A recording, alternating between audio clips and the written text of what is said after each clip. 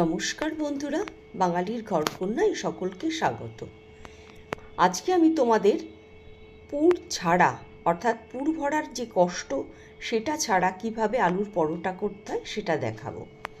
আমি এখানে দুটো আলু নিয়েছি, আলুটাকে 4টে টুকরো করে কেটে নিয়েছি।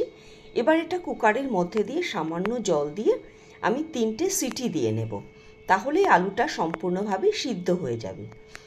এর থেকে বেশি সিটি দিলে পারে কিন্তু আলুটা সম্পূর্ণ গলে যাবে, আর এর থেকে কম দিলে পারে আলুটা সিদ্ধ হবে না, শক্ত হয়ে থাকবে। হয়ে গেছে 3টে সিটি দিয়ে নেওয়া। এবার ঠান্ডাও হয়ে গেছে, ঢাকনা খুলে আমি এবার আলুগুলোকে বার করে নেব। আলুগুলো কিন্তু গরম অবস্থায় বার করে নিতে হবে। তুমি যদি জল শুদ্ধ এটাকে রেখে দাও তাহলে আলু পুরো জলটাকে সোপ করে নেবে, তাহলে পারে কিন্তু মাখতে গেলে জল জল ভাব হয়ে যাবে। এবার এই অবস্থায় আলুগুলোকে ছাড়িয়ে নিতে হবে, অর্থাৎ আলুর যে খোসা আছে সেটাকে ছাড়িয়ে নিয়ে আলুটাকে মেখে নিতে হবে।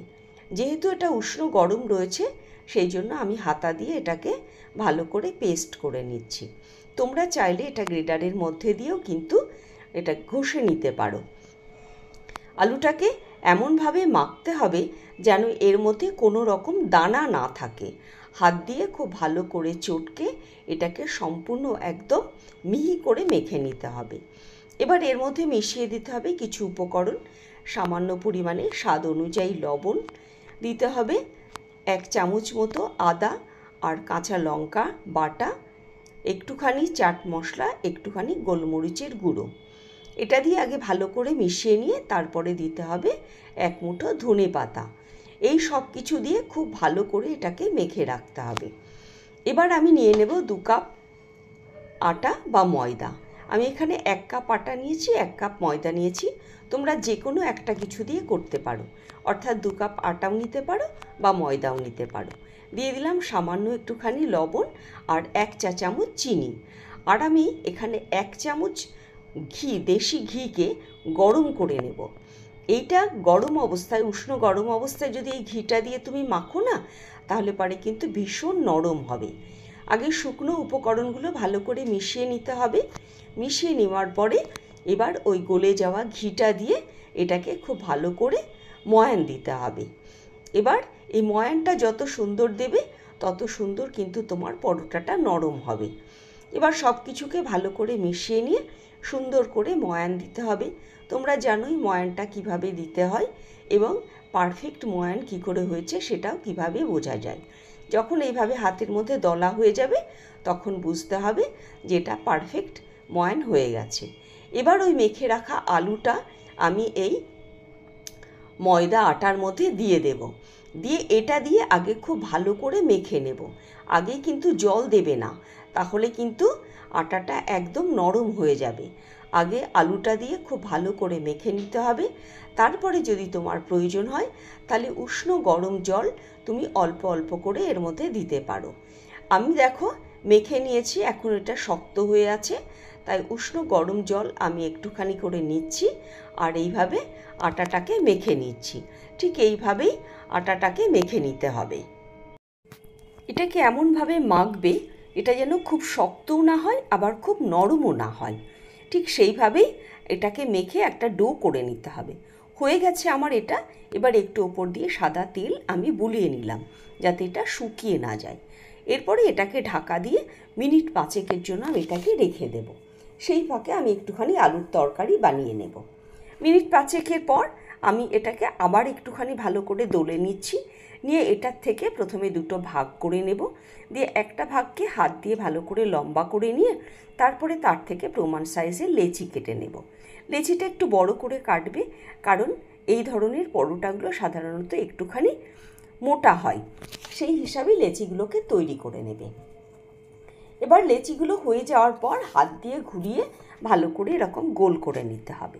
আমি এগুলোকে আগে গোল করে নিচ্ছি। প্রথমে আমি 4টে করব, তারপরে আবার বাকি অংশটাকে এইভাবে তৈরি করে নেব। এবার সামান্য পরিমাণে আটা বা ময়দা দিয়ে এটাকে বেলে নিতে হবে। তোমরা চাইলে তেল দিয়েও বেলে নিতে পারো, তবে আমার মনে হয় আটা বা ময়দা দিয়ে বেলে নেওয়াটাই সবথেকে বেশি সুবিধার। তবে বেলবে কিন্তু খুব হালকা হাতে, বেশি চাপ দেবে না, কারণ এর মধ্যে যেহেতু ধনে পাতা দেওয়া আছে না, সেই কারণে এটা কিন্তু ফেটে যাওয়ার সম্ভাবনাটা অনেক বেশি। এই জন্যই এটাকে আলতো হাতে ঠিক যেভাবে আমি ঘুরিয়ে ঘুরিয়ে বেলছি এইভাবেই আস্তে আস্তে ভালো করে ঘুরিয়ে বেলবে। কিন্তু খেয়াল রাখবে যেন খুব বেশি পাতলা না হয়ে যায়, একটুখানি মোটা মোটা রেখে এটাকে বেলে নিতে হবে। এটা আমি আগে 4টে বেলে নেব। বেলে নেওয়ার পর তারপরে আমি আবার সেঁকে নিয়ে অন্যগুলোকে তৈরি করে নেব। এই পরোটাগুলো তুমি আচার দিয়ে খেতে পারো, কষা মাংস দিয়ে খেতে পারো, আলুর দম দিয়ে খেতে পারো, এবং যদি মনে করো তাহলে তুমি শুধু শুধুও খেতে পারবে। এতটাই টেস্টি হবে এই পরোটাগুলো। দেখো আমি প্রথমে উল্টে পাল্টে দুপিঠটাকে ভালো করে ভেজে নেব। ভাজতে ভাজতে দেখো এগুলো কেমন পুরো ফুলকো ফুলকো হয়ে ফুলে উঠছে। যখন দুপিঠটা ভাজা হয়ে যাবে তখন এতে ঘি বা সাদা তেল দিয়ে ভেজে নিতে হবে। যারা ঘি বা সাদা তেল খেতে চাও না তারা চাইলে এটা বাদ দিয়েও তোমরা কিন্তু এমনি ভালো করে এপিট ওপিট ভেজে নিয়েও এটা খেতে পারো। এই পরোটাগুলো এত সুন্দর হয় যে এগুলো কিন্তু রাতের খাবার, সকালের জলখাবার, অথবা বাচ্চাদের টিফিনে দেওয়া, বড়দের টিফিনে দেওয়া সেটাও দিতে পারো।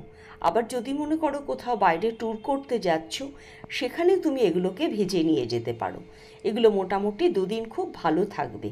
ফয়েলের মধ্যে ভালো করে প্যাক করে যদি তুমি এটা নিয়ে যাও তাহলে এইরকমই নরম থাকবে। বাড়িতে যদি অতিথি আসে তাহলে পারে চটজলদি কিন্তু এইভাবে তুমি পরোটাগুলোকে বানিয়ে নিতে পারবে। দেখো আমি এইভাবে সব কটা পরোটাকে ভেজে নিচ্ছি এবং প্রত্যেকটা পরোটা কিন্তু পারফেক্টভাবে ফুলে উঠেছে। একটাও কিন্তু আমার ফোলেনি এরকম নেই, সব কটা ফুলে উঠেছে। সকলকে অনেক ধন্যবাদ আমার ভিডিওটা সম্পূর্ণ দেখার জন্য। আমার ভিডিও যদি তোমাদের ভালো লেগে থাকে তাহলে একটা লাইক করে দেবে, আর যদি মনে করে বেশি ভালো লেগেছে তাহলে অবশ্যই একটা সাবস্ক্রাইব করে দেবে। আর যদি মনে করো এই ধরনের রেসিপি তোমরা দেখতে চাও তাহলে অবশ্যই নোটিফিকেশান বেলকনটাকে প্রেস করে দেবে। তাহলে আমি যখনই এই ধরনের রেসিপিগুলো তৈরি করব এবং আপলোড করব সবার আগে তোমার কাছে পৌঁছে যাবে।